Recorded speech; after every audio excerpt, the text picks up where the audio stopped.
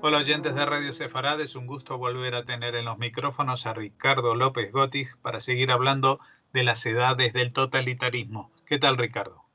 Hola, Jorge, ¿cómo estás? Muy bien, vamos a seguir hablando del totalitarismo y también de esta forma del totalitarismo que es el supremacismo o suprematismo blanco que se da en Estados Unidos ya después de la guerra de secesión, de la guerra civil norteamericana a finales del siglo XIX, pero que se prolonga incluso hasta nuestros días. Vamos a seguir avanzando en ese tema, ¿no? Sí, esta corriente de que se denominan a sí mismos nacionalismo blanco es una corriente que después de la Segunda Guerra Mundial empieza a mezclar a las antiguas reivindicaciones de los confederados del sur de Estados Unidos, que trataron de llevar adelante la secesión de esos estados como un país aparte con el régimen de esclavitud. Se mezcla con el neonazismo, se mezcla con muchas cuestiones de carácter religioso y además que a partir de los años 50 y 60 también se convierte en la contracara de los movimientos por los derechos civiles de la población negra en Estados Unidos, que como hemos visto, bueno, cobran importancia a partir de la situación de Rosa Parks y de la estructuración de todo ese movimiento con el claro liderazgo de Martin Luther King, pero que también significó el surgimiento de un grupo muy radicalizado, que era el de las Panteras Negras, las Black Panthers, o lo que se llamaba la Nación del Islam, con Elijah Muhammad y con Malcolm X, ¿no? Que también era un tipo de racismo negro, ¿no? Que esto también hay que tenerlo en cuenta y que era un movimiento muy violento que surge en Estados Unidos contemporáneamente. Pero vamos a concentrarnos hoy en esta corriente del llamado nacionalismo blanco, que nosotros le llamamos supremacía blanca, ¿no?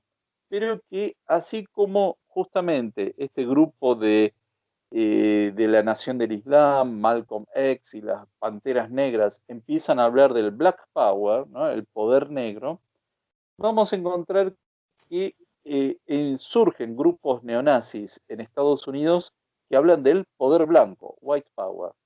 Y acá vamos a hablar de una figura que nos va a servir como eslabón para conectarnos con muchos de los grupos neonazis que hay hoy en día. Y esta figura es la de George Lincoln Rockwell, que él llega a crear un partido nazi en Estados Unidos. Él en principio, en los años 50, empieza a tomar contacto con toda la literatura nazi, es decir, lee Mein Kampf, y empieza a leer toda la literatura nazi anterior a la guerra y muchos libelos neonazis que empiezan a surgir después, y él conecta todo el movimiento de los derechos civiles de la población negra con una conspiración judía que buscaba destruir a Estados Unidos, ¿no? Una vez más, que todo lo que ocurre se le achaca a la conspiración judía y que lo que Rockwell empieza a creer y sostener es que personajes como Martin Luther King y tantos otros eran manipulados por una minoría judía que buscaba destruir racialmente a los Estados Unidos. Entonces, él va a formar un partido nazi, que ya abiertamente habla de Partido Nacional Socialista, va a tener un mecenas muy importante, que era un antisemita reconocido como era Harold Arrowsmith, ¿no? Que se convierte en su mecenas, llega a tener grupos de choque, hacía, digamos, toda una parafernalia al estilo nazi, con uniformes, el uso de las vásticas y demás. Y de hecho comienza a difundir esta idea del nacionalismo blanco. Es decir, en este nacionalismo blanco en el que él contemplaba, es decir, tenía una visión bastante amplia de lo que era blanco, pero obviamente los judíos quedaban afuera, era un nacionalismo blanco contra los negros, a los que consideraba una raza primitiva y degenerada, que no tenía capacidad mental para administrarse en la vida cotidiana, y que también significaba un rechazo a los pueblos asiáticos. Tengamos presente que en los años 50 fue la Guerra de Corea, estaba el surgimiento de la República Popular China y esta idea de un gran peligro amarillo que estaba surgiendo en Asia Oriental y que además era parte del campo socialista, con lo cual empieza a ver toda esta idea como algo unificado. Pero acá hay algo muy interesante. Él llega Rockwell llega a tener reuniones con los grupos de la Nación del Islam. Es decir, por ejemplo, él llega a afirmar en una reunión a la que se le invita como orador de la Nación del Islam, él llega a afirmar que Elijah Muhammad es el Hitler de los negros musulmanes en Estados Unidos, como algo, digamos, como algo positivo. Es decir, acá que nos encontramos, que los grupos del Black Power también se juntaban con los del poder blanco en la idea de segregar racialmente a Estados Unidos y culpabilizar a los judíos de estar motorizando este enfrentamiento étnico, racial y religioso que había en Estados Unidos, ¿no? Es decir, que uno podría pensar que estaban enfrentados, pero había una comunicación entre estos dos grupos que, claro, lo que buscaban era separarse y segregarse completamente unos de otros. Los grupos de la Nación del Islam lo que buscaban era crear otro Estado directamente independiente para los negros musulmanes en Estados Unidos. La idea de Rockwell era la de llevar a toda la población negra y transportarla a África, un poco lo que se quiso hacer con Liberia, ¿no? En el siglo XIX, pero bueno, Rockwell ya pensaba en la deportación de la población negra a África sostenida por Estados Unidos durante un tiempo, pero también, y acá hay que tener en cuenta esto, él hablaba abiertamente del exterminio de los judíos en Estados Unidos y hablaba del uso de las cámaras de gas para exterminar a la población judía de Estados Unidos. Y acá nos encontramos con una curiosidad. A la vez que hablaba de esto, negaba la Shoah, ¿no? Es decir, que por un lado proponía utilizar los métodos de exterminio masivo que se utilizaban en la Shoah, pero a su vez negaba su existencia. Eh, Como siempre, estos personajes son bastante contradictorios, ¿no?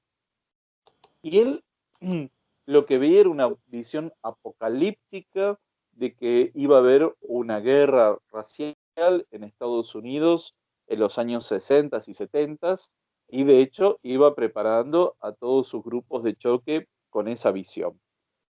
Pero bueno, él es asesinado en 1967 por otro neonazi. Es decir, no lo mata alguien de otro grupo. Un neonazi lo mata a él en 1967 y va a continuar su trabajo William Luther Pierce, que además era médico de profesión y que incluso daba clases en la universidad, pero luego Pierce empieza a derivar hacia una visión cada vez más política, había sido, digamos, su sucesor en este Partido Nacional Socialista de los Pueblos Blancos de Estados Unidos, y Pierce empieza a escribir novelas de contenido apocalíptico y racista, y llega a crear lo que se llama la National Youth Alliance, que también empieza a difundir las ideas del neonazismo en Estados Unidos. Estos grupos, este partido, estaba conectado con otros grupos internacionales, es decir, con neonazis de Gran Bretaña, de Sudáfrica, de Chile, de Argentina, Canadá, Australia, es decir, que iban creando una suerte de internacional neonazi en la cual difundían este tipo de ideas y que tenían varias publicaciones, Es decir, que iban difundiendo todo esto que hoy vamos viendo los frutos que está teniendo toda esta prédica, que en principio, como siempre, comienza en la periferia, con grupos muy minoritarios, pero tratando de infiltrarse en los partidos políticos tradicionales, intentaron entrar en el Partido Demócrata, en el Partido Republicano, con un discurso aparentemente conservador o tradicionalista, pero que en realidad tenía una agenda de carácter racista y que lo vamos a ver en los años 90, sobre todo, ahí con más fuerza, con un personaje que se llama David Duke. Bueno, un personaje que hasta el día de hoy resuena de vez en cuando en las noticias de la actualidad.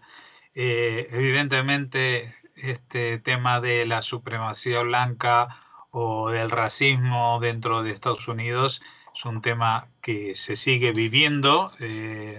Hoy en día tiene otra bandera como Black Lives Matter, pero seguiremos también nosotros abordando la evolución de ese fenómeno. De todas maneras, es de destacar las figuras estas que has mencionado, especialmente George Lyndon Rockwell, y digamos su línea sucesoria y cada vez más metida dentro de ambientes políticos, digamos, legales o oficiales, que no son tan marginales como estos de los que venimos hablando. Sin duda es un fenómeno con el que Estados Unidos está batallando y tendrá que batallar todavía mucho tiempo, ¿no? Así es, y además es gente que abiertamente reivindica a Hitler y la visión que tiene sobre la Segunda Guerra Mundial es que Estados Unidos participa en esa guerra junto a la Unión Soviética como parte de la conspiración judía mundial para destruir a los arios de Alemania y del nazismo. Es decir, es una crítica a la postura que tomó Estados Unidos durante la guerra y le explican desde ese lado y lo que llaman es abiertamente a una guerra racial y que como, bueno, como bien señalabas, sigue siendo un problema de enorme importancia hoy en día no solo en Estados Unidos, sino también en el continente europeo y en muchos otros países. Pues seguiremos ahondando en estos fenómenos del totalitarismo ya en tiempos muy contemporáneos, cada vez más cercanos y cada vez más vigentes. Por eso te convocamos a seguir reuniéndonos como cada semana. Muchas gracias, Ricardo López Gotis, por habernos atendido en esta. Muchas gracias y como siempre un gran saludo a toda la audiencia de Radio Separado.